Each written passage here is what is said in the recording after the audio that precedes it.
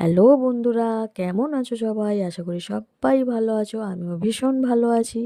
তো মাম্মাস ব্লগে আরও একবার সবাইকে স্বাগত জানাই।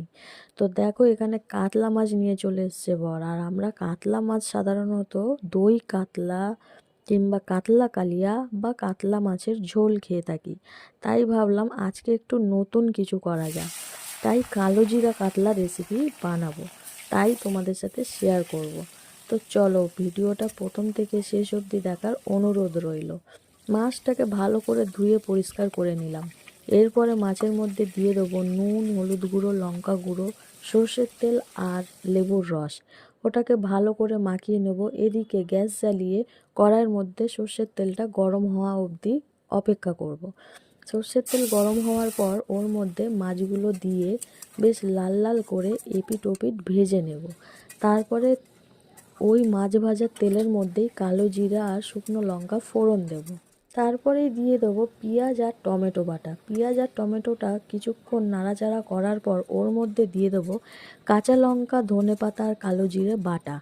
বেশ ভালো করে কষানোর পর ওর মধ্যে আমরা বাড়িতে যে সমস্ত মশলাগুলো খাই সেই মশলাই দিয়ে দেবো, যেমন নুন, হলুদ গুঁড়ো, লঙ্কা গুঁড়ো, চিনি, জিরে গুঁড়ো, ধনে গুঁড়ো, সমস্ত মশলা দিয়ে দেবো। আর হ্যাঁ বন্ধুরা, নুন আর ঝালটা কিন্তু তোমরা তোমাদের স্বাদ অনুযায়ী দেবে। ভালো করে কষাবো, ভালো করে কষাতে হবে বন্ধুরা। যত কষাবে তত কিন্তু স্বাদ বাড়বে। বেশ তেল ছাড়া ছাড়া হবে, তখন দিয়ে দেবো জল। হ্যাঁ, আমি কিন্তু এখানে ঠান্ডা জল ব্যবহার করেছি, তোমরা চাইলে উষ্ণ গরম জল ব্যবহার করতে পারো। তো বেশ ঝোলটা যখন ফুটে উঠবে তার মধ্যে মাছ ভাজাগুলো দিয়ে দেবো। বেশ মাছ ভাজাগুলো দেওয়ার পর কিছুক্ষণ ফোটাবো। ফোটানোর পর নামানোর আগে ঠিক দিয়ে দেবো কাঁচা সর্ষের তেল আর দিয়ে দেবো কয়েকটা কাঁচা লঙ্কা চেরা। ব্যাস কিছুক্ষণ ফোটাবো, তারপরেই আমরা নামিয়ে নেব। হয়ে গেল আমাদের কালো জিরা কাতলা।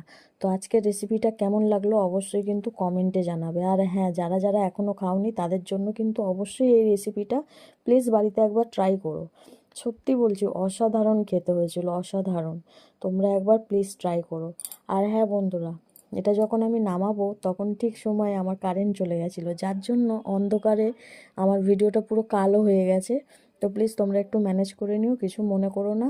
আর সত্যি বলছি বন্ধুরা, দেখতে যতটা সুন্দর হয়েছিল খেতে ঠিক ততটাই সুন্দর হয়েছিল। তোমরা প্লিজ যারা যারা খাওনি তারা তারা একবার ট্রাই করো। আর হ্যাঁ, এখনও যারা আমার চ্যানেলটাকে সাবস্ক্রাইব করোনি তাদেরকে বলছি প্লিজ বন্ধুরা সাবস্ক্রাইব করে আমার পাশে থেকো। আর হ্যাঁ, ভালো লাগলে লাইক, কমেন্ট, শেয়ার এটা কিন্তু করে দিও, কেমন? অনেক অনেক ভালোবাসা রইল তোমাদের জন্য। আজকের মতো টাটা।